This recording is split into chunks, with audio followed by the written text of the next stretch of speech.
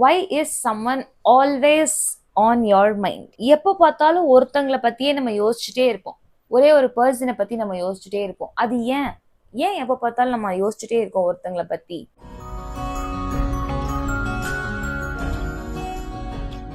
Hello everyone, வணக்கம் and welcome back to this video. எல்லாரும் எப்படி இருக்கீங்க?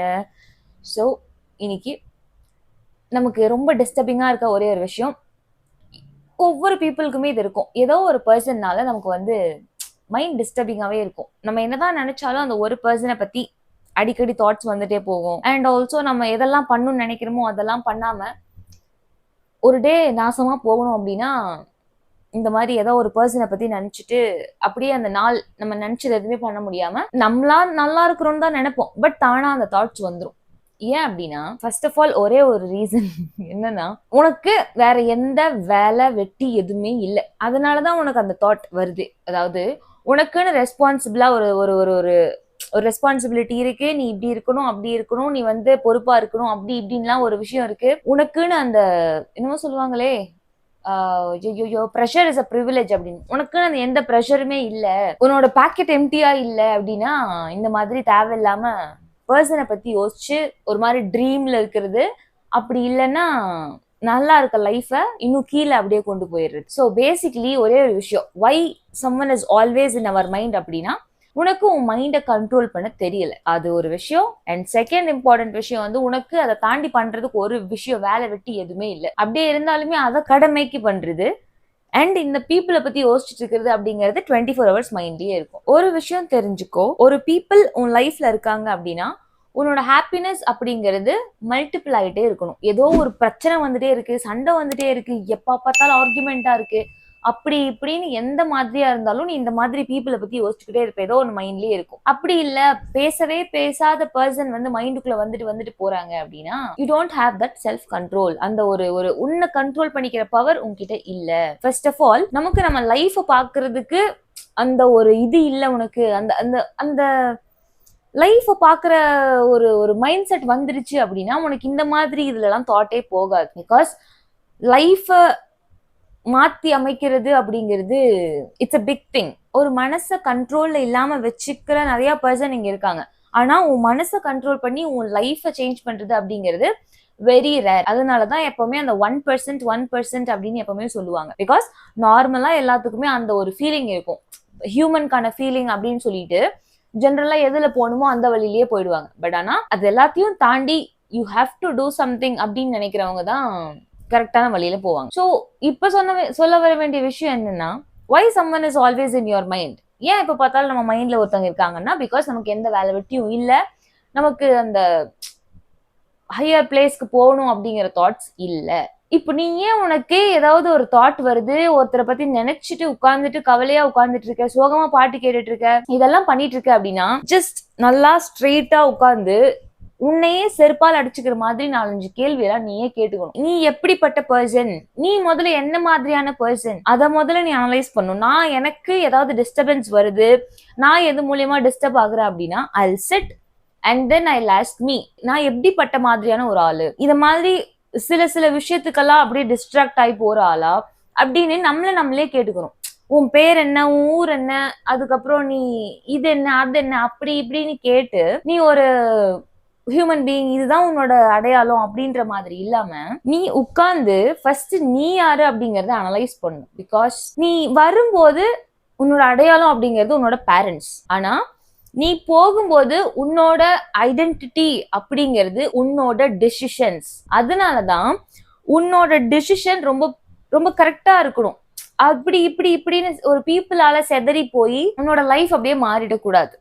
ஸோ உன்னோட ஐடென்டிட்டி முடியும் போது கடைசியா உன்னோட ஐடென்டிட்டி என்ன, நீ என்னெல்லாம் டிசிஷன் எடுத்திருக்கியோ அதோட மொத்த உருவமா நீ நிப்ப. ஸோ இப்படி ஒரு ஒரு டிஸ்ட்ராக்ஷன் வரும்போது உன்னால எந்த டிசிஷனுமே எடுக்க முடியாது. ஃபார் எக்ஸாம்பிள், இப்ப நீ ஒரு ரிலேஷன்ஷிப்ல இருக்கன்னு வையேன், you will be so happy, அப்படியே ஒரு மாதிரி ஜாலியா ஜம்பமா சுத்திட்டு இருப்போம். பிகாஸ் நிறைய பேர் சொல்லுவாங்க ரிலேஷன்ஷிப்ல இருந்தா we have to grow together அப்படின்ற மாதிரி எல்லாம். அட் சம் பாயிண்ட் உனக்கு பல வருஷங்கள் கழிச்சதுக்கு அப்புறம் தான் உனக்கு நல்லா மேல வரணும், முன்னேறணும், அப்படி இப்படி அதுக்குள்ள எல்லாம் முடிஞ்சு போயிடும். அவ்வளவுதான். அது பிரச்சனை, இந்த பிரச்சனை, அது இது லொட்டு லொசுக்கு எல்லாம் எல்லாரும் மெயினா மிஸ்டேக் பண்ற அந்த ஒரே ஒரு இடம், கேர்ள்ஸா இருந்த பாய்ஸ், பாய்ஸா இருந்த கேர்ள்ஸ். எனக்கு தெரிஞ்சு அதுதான் மெயின் ப்ராப்ளமே. அங்கதான் வந்து என்ன இருக்கு, ஏது இருக்கு, how it will feel, how good it will feel அப்படின்ற ஏதோ ஒரு ஹெவன் மாதிரியான ஒரு ஃபீல்ல போயிட்டு அதுலயே டிஸ்ட்ராக்ட் ஆகி இருக்கிறது. அதனாலதான் you should always have some control. உன்னை வந்து நான் ஹார்ட்லெஸ்ஸா இருக்க சொல்லல, மனசாட்சியே இல்லாம இதயமே இல்லாம நடந்துக்கும் அப்படின்னு நான் சொல்ல மாட்டேன். பட் இத ரொம்ப கம்மியா யூஸ் பண்ணும். Use your heart less, but don't be heartless. நல்லா இருக்குல்ல? சோ அவ்வளவுதான். Why someone is always in your mind? சைக்காலஜிக்கலா சொல்லணும், படிச்சுட்டு வந்து சொல்லணும், புக்கெல்லாம் படிச்சுட்டு வந்து சொல்லணும், ஏன் நம்ம மைண்ட்ல இந்த பர்சன் வந்து போயிட்டு இருக்காங்க அப்படின்ற மாதிரி. அந்த அளவுக்கு உனக்கு ஒரு கெப்பாசிட்டி இல்ல. ஒருத்தரை பார்த்தோமா டக்குன்னு உள்ள அப்படி என்ன உள்ள ஒரு டிஸ்ட்ராக்ஷன் ஏற்படுது. வயசு கோளாறு அப்படி இப்படின்னு சொல்றதெல்லாம் நான் அதை ஏத்துக்கவே மாட்டேன். பிகாஸ் வயசு கோளாறுல அந்த வயசுலயும் நல்லா இருக்கவங்களும் இருக்காங்கல்ல, அவங்களுக்கு ஏன் கோளாறு ஆகலையா? நம்மளாம் தப்பு பண்ணிட்டு அதுக்கு வயசு ஒரு காரணமா சொல்லிடுறது இன்னும் நிறைய எல்லாம் இருக்கு. சோ எந்த ஒரு தப்புக்கும் இந்த வயசுனாலதான் இப்படி இருக்கும், இந்த வயசுல அப்படிதான் இருக்கும், அப்படி இப்படின்ற கதையே இங்க இருக்கக்கூடாது. You have to focus on you. உன்னை நீ முதல்ல ஃபோக்கஸ் பண்ணு. நீ யாரு, உன்னோட ஐடென்டிட்டி என்ன அப்படிங்கறத முதல்ல பில்ட் பண்ணு. அதுக்கப்புறம் இந்த டிஸ்ட்ராக்ஷன்ஸ் எல்லாம் உன்னை எட்டியே பார்க்காது. Okay? So why someone is always in your mind அப்படின்னு நீயே உன்னை கேட்டுக்கோ. ஃபர்ஸ்ட் நான் ஓகேவா இருக்கேனா?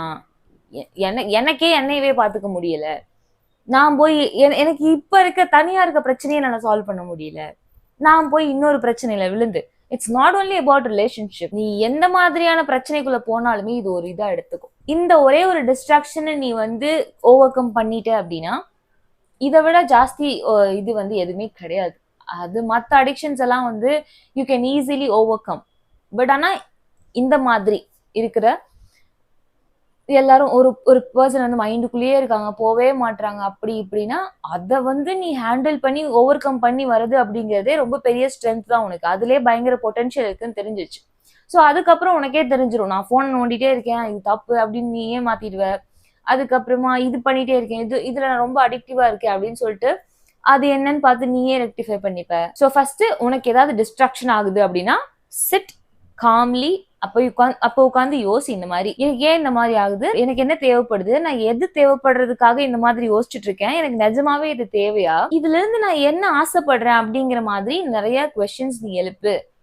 ஓகே? இன்னொரு விஷயம் சொல்றேன், ஒரு நல்ல பாதையில நீ போயிட்டு இருக்க அப்படின்னா God's grace, by God's grace உனக்கு நடக்கிறதெல்லாம் நல்லதா நடக்கும். சப்போஸ் எங்கேயோ ஒரே ஒரு சின்ன தப்பு நீ பண்ணிட்டு இருக்க, ஏதோ ஒரு சீட் பண்ற, இல்ல ஏமாத்துறது சீட் பண்றதெல்லாம் ஒண்ணுதான், ஏதோ ஒன்று தப்பா பண்ணிட்டு இருக்க அப்படின்னா உன்னோட லைஃப்ல அப்படியே ஒரு ஓவர்வியூவா பார்த்த அப்படின்னாலே உனக்கு தெரிஞ்சிடும் எல்லாமே தப்பா நடந்துட்டு இருக்கு அப்படின்னா நீ ஏதோ தப்பா பண்ணிட்டு இருக்க அப்படின்னு தான் அர்த்தம். ஒருவேளை எல்லாமே நல்லா நடக்குது அப்படின்னா நீ ரொம்ப நல்ல பர்சனா இருக்க அப்படின்னு தான் அர்த்தம். ஸோ உன் லைஃப் எப்பெல்லாம் ஒரு மாதிரி தப்பா போயிட்டு இருக்கு அப்படின்னா ஜஸ்ட் சிட் அண்ட் திங்க். அப்ப உட்காந்து அப்படியே யோசி, நீ ஏதோ தப்பு பண்ணிட்டு இருக்க, ஒன்னா டிஸ்ட்ராக்ட் ஆயிட்டு இருக்க, இல்லைன்னா ஏதோ ஒரு மூலியமா டிஸ்ட்ராக்ட் ஆகுது அப்படிங்கிறது தப்பு கிடையாது. டிஸ்ட்ராக்ட் ஆகி அப்புறம் தான் நம்மளால ஸ்ட்ரெயிட் ட்ராக்குக்குள்ள வர முடியும். ஆனா எப்பெல்லாம் நீ தப்பு பண்றியோ அப்பெல்லாம் உன் லைஃப்ல உனக்கு ஒரு அடி விழுகும். ஓகே? ஸோ அந்த ஒரு ஹிண்ட், அந்த ஒரு சைனை எடுத்துட்டு ஓகே நான் தப்பு பண்றேன், இது எனக்கு என் லைஃப்ல காட்டி கொடுக்குது அப்படின்னு சொல்லி நல்ல பர்சனா இருக்கணும். ஓகே? ஸோ ஒரு பர்சனால நீ டிஸ்ட்ராக்ட் ஆயிட்டு இருக்க அப்படின்னா யோசிச்சுக்கோ, உனக்கு பண்றதுக்கு வேற எந்த வேலை வெட்டியும் இல்லை, உன் லைஃபை நீயே கொளுத்தி போடுறதுக்கு எல்லாமே ரெடி பண்ணிட்டு இருக்க. ஓகேயா? So never get distracted by people. Okay, see you all in another video. If you like this video, do like, share, comment, subscribe and hype the video. Okay, take care, bye bye.